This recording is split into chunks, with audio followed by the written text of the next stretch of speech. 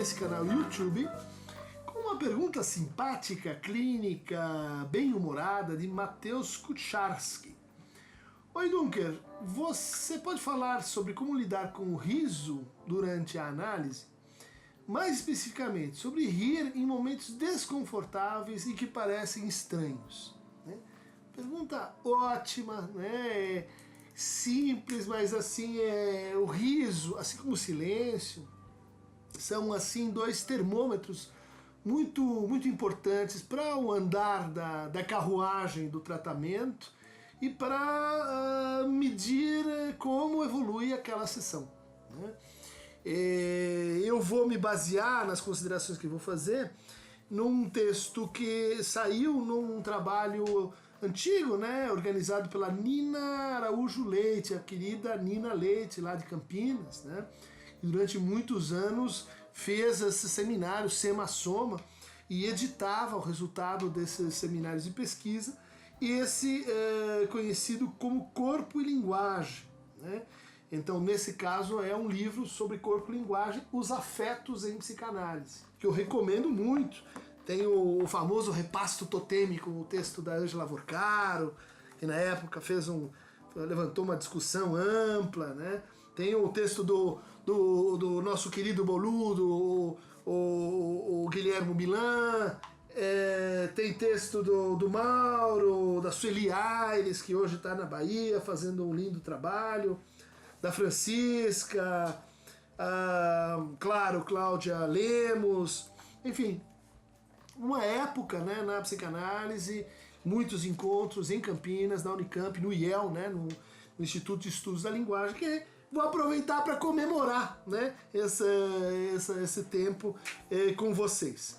Mas entrando aí na questão, né, os tipos de riso, sorriso que a gente poderia mapear assim para começo de conversa na psicanálise. Acho que há um primeiro riso-sorriso que advém assim daquele instante em que o desejo é flagrado, né?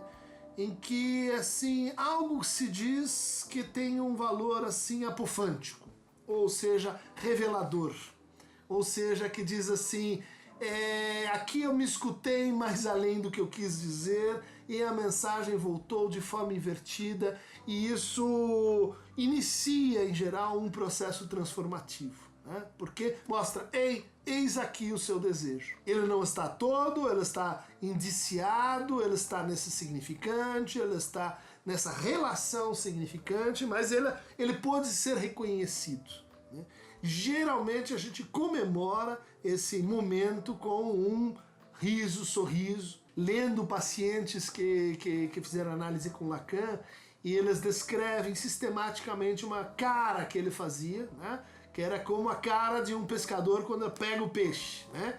Ou seja, uma cara de excitação e um sorriso de que encontramos alguma coisa. E é assim mesmo que, claro, respeitados os estilos dos analistas, é assim que a gente reage quando encontra uma pepita, quando vem uma injunção, quando aparece, emerge um significante portador aí do desejo inconsciente, né, do sujeito. Mas há uma outra situação indutora do riso-sorriso, né, que é quando ocorre uma espécie de reversão da demanda, né, ou de descontinuidade no gozo, em que, por exemplo, é o momento em que a face de horror e prazer do homem do homem dos ratos aparece para o Freud. O Freud diz: esse cara está rindo ou chorando da sua miséria? Não sei. É aquele sorriso, é aquele riso que às vezes pode aparecer numa crueldade mal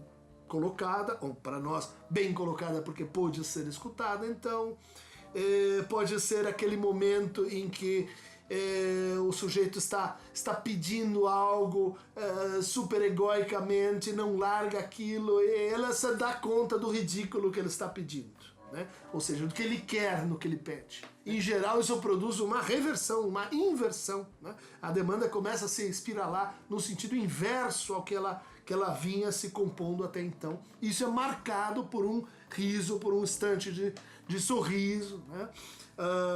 Que muitas vezes vai sendo assim colecionado pelo analista ou pela análise. Ah, lembra aquela vez? Ah, então aquele riso, que produz também um certo sentido de intimidade, como se diz, cumplicidade, que é interessante, que tem o seu lugar aí dentro da análise. Uma passagem de Machado de Assis pode nos ajudar a entender a dinâmica do riso, sorriso e de como isso pode ser útil e interessante para a análise. Eu vou citar aqui uma passagem de Dom Casmurro, né, em que Bentinho vai beijar Capitu pela primeira vez. Grande foi a sensação do beijo. Capitu ergueu-se rápida e eu recuei até a parede com uma espécie de vertigem. Sem fala, os olhos escuros, né, estão o quê? A reversão da demanda, né, diante de um momento de erupção do gozo. Cada um vai para um lado, eles se assustam, estão tentando entender o que aconteceu. Quando eles me clarearam, vi que Capitu tinha os seus no chão, os olhos. Não me atrevi a dizer nada, ainda que quisesse, faltava minha língua. Ou seja, voltamos pro tema lá do silêncio. Vai assistir, bullying, põe pro pessoal o silêncio. Preso, atordoado, não achava gesto nem ímpeto que me descolasse da parede e me atirasse a ela com 1000 palavras cálidas e mimosas. Ele queria mostrar, né, que o beijo tinha sido transformador, que ele queria mais, que ele amava Capitu. Não mofes dos meus 15 anos, leitor. Tá falando com a gente, né? Não ria de mim. Não ria de mim nessa situação. E de fato, você escutando essa cena, imagina que se a gente fosse o leitor, né? A gente está escutando essa cena de um paciente e o paciente contando os seus primeiros momentos e aquilo tem uma dimensão cômica, né? Por quê? Porque comemora o gozo e porque é uma descoberta desejante. É o momento em que a gente diz, eis aqui o desejo, né? Mas a cena continua, porque a mãe de Capitu entra na história. Como eu quisesse falar também para disfarçar o meu estado, né? Ele começa, a hora que a mãe da outra entra, ele começa a falar, né? Como muitas vezes a gente vê aquele paciente que escapou ali, teve um instante de verdade e ela começa a cobrir a verdade com uma falação qualquer para deixar aquilo para trás. Então, eu também, para disfarçar o meu estado, comecei como se eu quisesse falar. Chamei algumas palavras cá de dentro e elas acudiram de pronto, mas de atropelo, e encheram-me a boca sem poder sair nenhuma. O beijo de Capitu fechava-me os lábios. Uma exclamação, um simples artigo, por mais que investissem com força, não logravam romper de dentro.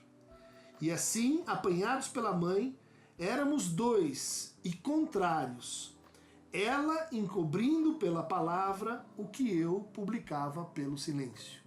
Ela, Capitu, encobrindo com a fala, né, falação, inventando uma história qualquer para a mãe, aquilo que ele tornava público, né, aquilo que ele dizia pelo seu silêncio.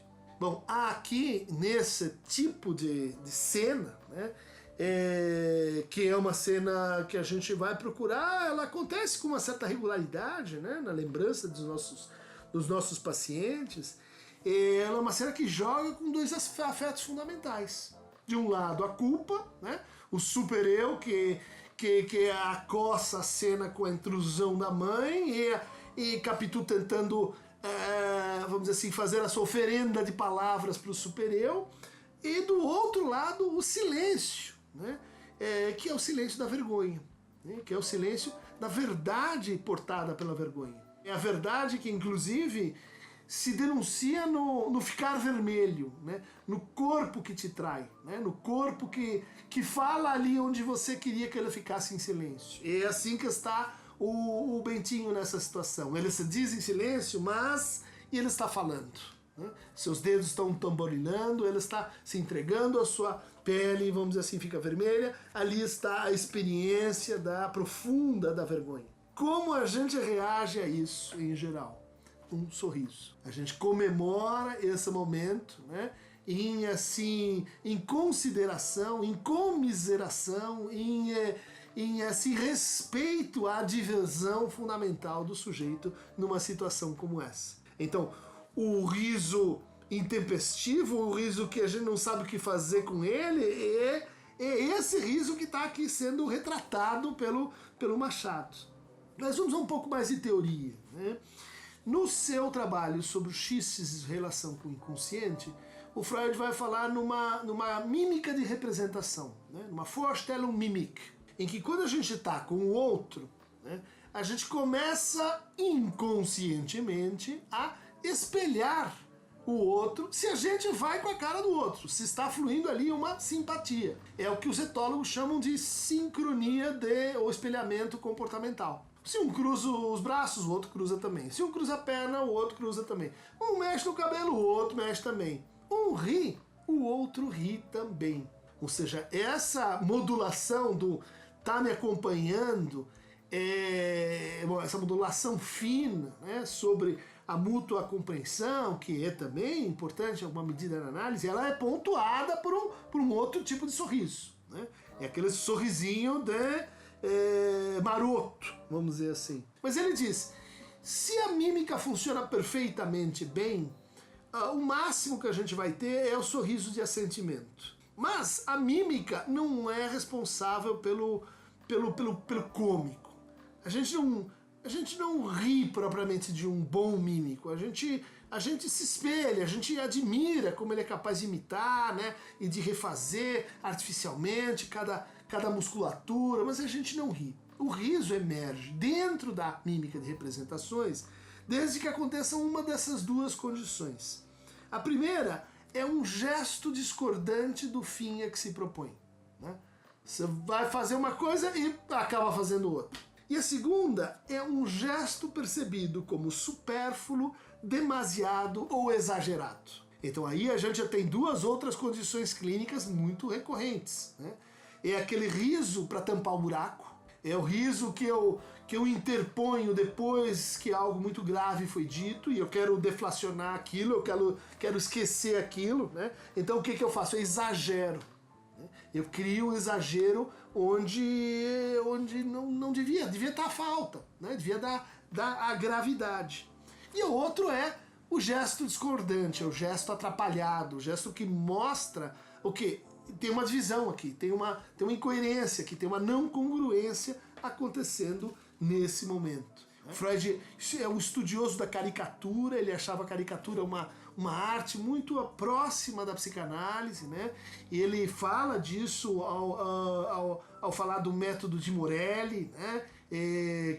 Como você pode reconhecer uma grande pintura, não é pelos traços de cor e de composição, mas é pelos pequenos detalhes. Os pequenos detalhes, a forma como um pintor faz a mão, como ele conclui a íris do olho, é aí que você vai descobrir que a tela é desse Rembrandt ou desse Van Gogh. O Freud dava muita importância para isso e quero crer porque ele sabia dessa anatomia do riso. Ou seja, no riso a gente vai pegar aquele pequeno detalhe, né, onde vai ter um riso que você vai dizer se é forçado. Essa pessoa está forçando o riso, né, porque ela está às voltas, e aí a gente começa a decifrar que é um traço de angústia. Ela está lutando e tentando sanear a sua angústia, introduzindo um clima assim mais humorado do que, pelo menos, a cena exigiria. Muitas vezes, isso é um cuidado que o paciente está tendo com a gente.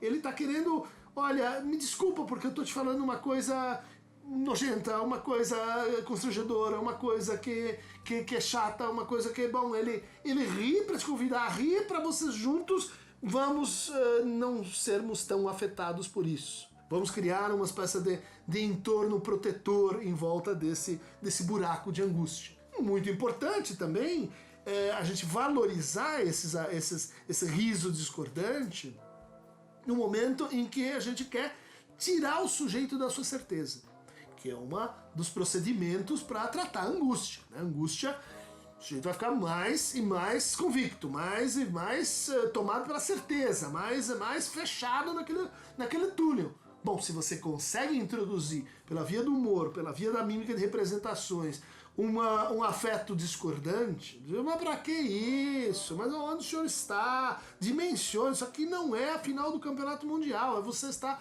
brigando com o porteiro do seu prédio, olha só onde você está, o que você quer. Ah, é verdade, eu tava vivendo uma tragédia, mas é uma comédia. Pois é. Como é que a gente faz isso? Introduzindo uma... meus pacientes detestam quando eu faço isso, mas eu faço, e eu acho que eu faço bem, uma risada fora de hora.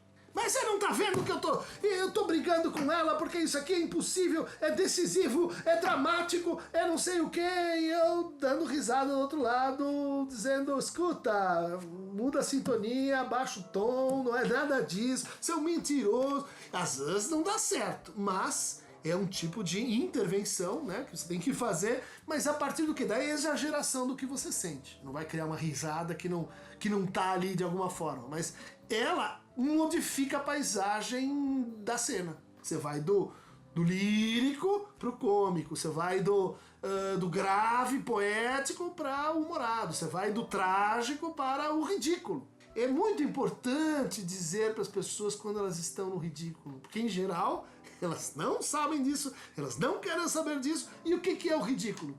O ridículo é aquilo do qual a gente ri. Voltamos aqui para o nosso tema. Do que rir, como rir e como a introdução da risada e a modulação da risada é um fio condutor para uma sessão, se você quiser olhar as coisas desse ponto de vista um pouco redutivo. Vamos lembrar que o humor, e aí falando já do texto de 1927, o Freud, o humor é a melhor arma para o super-eu. Então aquele que está possuído pelo super-eu, está angustiado porque seu eu masoquista não para de produzir para a crueldade super-egóica, ali você precisa inventar humor. Às vezes não dá, às vezes a pessoa se fecha, mas ali é preciso algum humor para que a pessoa te escute. Senão ela só escuta mais crítica, mais insuficiência, mais impotência, mais, vamos dizer assim, objetivação de si mesmo. Para encerrar, vamos lembrar que o riso ele pode ser, para o Freud, de inibição, sintoma e angústia, causado por 3 situações. A primeira, e essa é ótima, né, acontece quando a gente retira uma inibição. Né? Quando um paciente não consegue dizer, está evitando, tem vergonha, supera isso e diz. Daí ela diz e ela tem uma cara de satisfação e a gente comemora, ela diz, uhul, vamos em frente porque uma inibição ficou para trás. Então aquela energia que o sujeito usava para se reprimir, né, no sentido da inibição, ela é usada de forma gratificante e compartilhada com o outro. Segundo, é quando a gente tem uma liberação do investimento. E esse é um outro tipo de riso que ele marca que a tua interpretação entrou. Né? Ele marca que é isso mesmo. Por quê? Porque você desafoga o recalcamento, e aí não é porque você estava inibindo, é porque havia uma ideia, que havia uma palavra, né, que estava desarticulada, ela encontrou o seu lugar. Né? A gente já tem aquela sensação de coloquei uma peça no quebra-cabeça e ela encaixou tão bem, parece que foi feito aquilo para aquilo outro, e daí você ri, comemorando, né, esse momento. A terceira fonte do riso para o Freud é quando a gente já tem essa situação de dispersão do sentimento. E aí também são sessões muito bonitas em que os pacientes vêm comemorar. Né, em que os pacientes vêm falar de uma vitória, de um momento feliz, vêm falar que as coisas estão boas, que uma coisa foi superada, e que tantas vezes, né, a gente aprende muito a lidar com o mal-estar, com as coisas que não vão bem, etc. Mas muitas pessoas precisam aprender a poder assim rir, aprender a poder compartilhar sentimentos de alegria, né, de satisfação, de realização, que na nossa cultura tão assimilada por métricas, né, a gente tem até uma certa vergonha de, puxa, fiz uma coisa da qual me orgulho, puxa, fiz uma coisa que completou um ciclo, né? É típico dos neuróticos não saber comemorar, ou seja, não saber fazer a partilha social, né? Distribuir os afetos e sentimentos que a gente leva para casa, a gente deixa no outro e a gente vai buscar no outro quando precisa.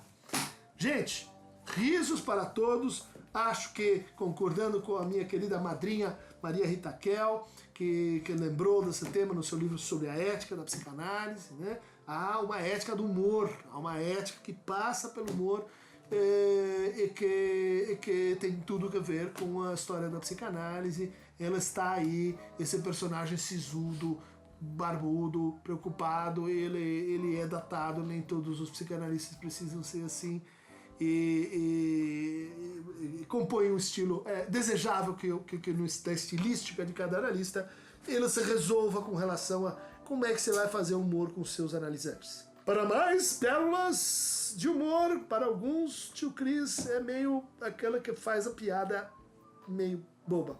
Mas tudo bem, eu continuo rindo mesmo assim.